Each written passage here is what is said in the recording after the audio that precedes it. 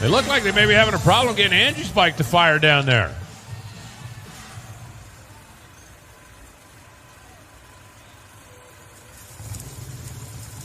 The Denso scooter comes to life.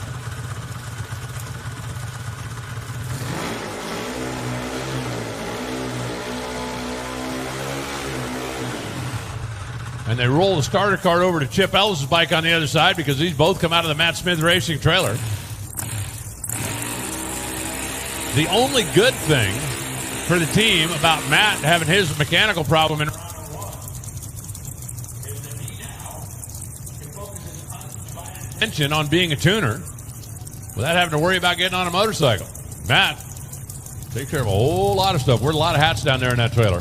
For Mark Stockseth, Lucas Oil, Denso spark plugs, Angie Smith in the left side, and Chip Ellis. He just showed up this weekend really to work on a bike. They rolled the next one out of the trailer, qualified solid, got the first round win. Got to run the boss's wife here in the second round.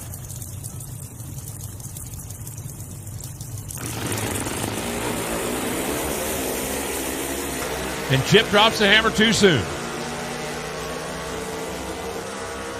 698, 192 for Angie, 691 for Chip at 194 miles an hour.